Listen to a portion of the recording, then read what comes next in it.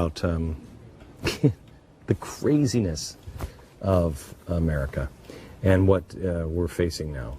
Let me go back to the question we had just before the break, and that is, I know common sense, but I don't necessarily know constitutional law and international law.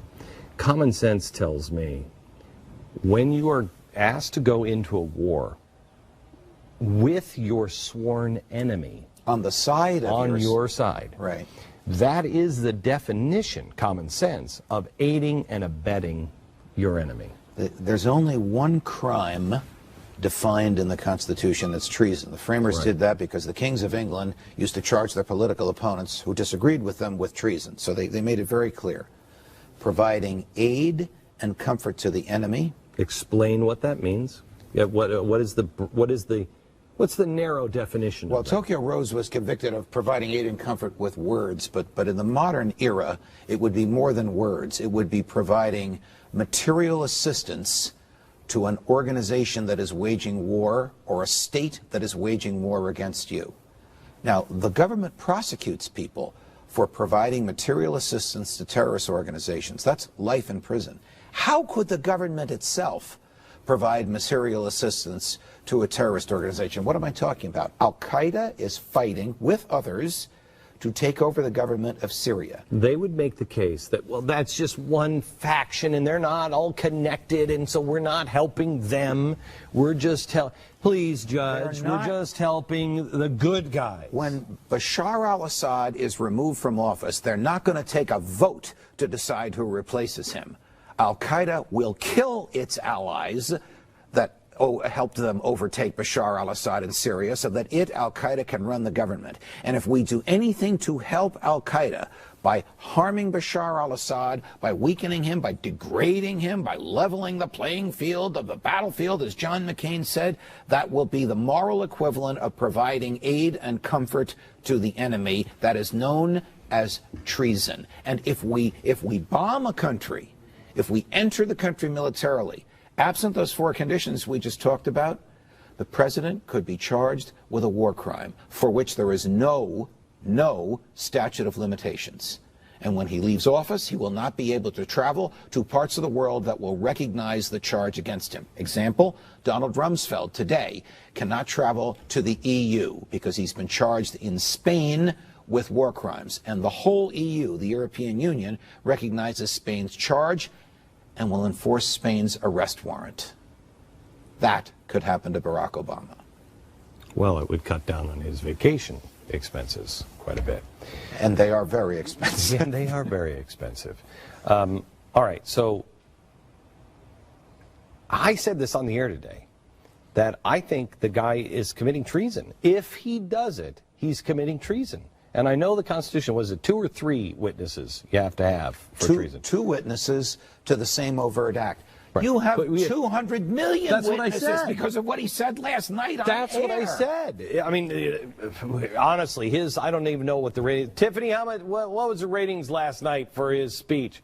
I'll bet you it was 30 million people. I'm but sure you have 30 million people that watched him do it. This is a president disdainful of international law because it frustrates him, contemptuous of the Constitution because if it's followed, it will confine him. He just simply doesn't care who he decides to kill, who he decides to attack. This is a president whose attorney general said, don't worry, the president wrote rules to govern himself when he decides which Americans to kill. No American president has ever publicly stated that, Lincoln aside, it was a civil war on our territory, that he could decide which Americans to kill. Do you think he would sweat for a moment when deciding which Syrians to kill? Of course not. I had a liberal friend of mine, longtime liberal friend of mine. We both have liberal friends. Yeah, I know. Who I really respect. If you're liberal, you're liberal. If you're progressive, I got a problem with you. But liberal and progressive are different, because John McCain, John Boehner, they're conservatives and progressive. They would not be happy with the conversation that we're having now. No, I know that. And they're not happy with the trends in the Republican Party because they're on the short end of that. Oh, I know that. And I think this is fantastic. But none of these guys would had the conversation that I had with my liberal friend that they brought up. They said, you know, Glenn, if it were reversed, if you would have had a Republican do all this, our side, we would have impeached him by now. Probably. Look, we learned just 2 days ago that the FISA court ordered the NSA to dial back its spying in the Bush administration. And the Obama administration sent Justice Department lawyers into the FISA court to get that dialing back undone, without getting too specific into the weeds because it's very technical. As a result of undoing the dialing back, as a result of what the Obama Justice Department lawyers persuaded the FISA court to do, the NSA now freely admits that it listens to every phone call made on every telephone, landline, or cell. The president has said that's not true. And reads every email and every text made in or passing through or originating from the United States. And beyond that, keeps it for a period of time. Yes, they now keep it for over 6 years. Back to your question. And you and I have never hesitated to criticize the Bush administration when we felt it violated the Constitution. Do you think George Bush would have undergone an impeachment had he done this? Oh, yeah. So, would you press, if he strikes, would you press for treason? And would you press for, do you believe we should impeach him? Yes, I believe we should impeach him for the NSA spying alone. It is the most massive, organized, systematic violation of expressly articulated constitutional freedoms in the history of the United States, again, putting aside the Civil War era. Treason would be more difficult. Why? Because a treason charge would have to be brought by a federal prosecutor, which he controls. At some point, he's not going to be the president of the United States. At some point, someone else will be. And that person's prosecutors could seek a charge of treason against the president. I don't think they would, because there's this habit of protecting your predecessor so that your successor will protect you. One of the biggest mistakes I've ever seen was the forgiveness of Nixon. When Gerald Ford forgave him. My father was on the side of Nixon for almost the whole time.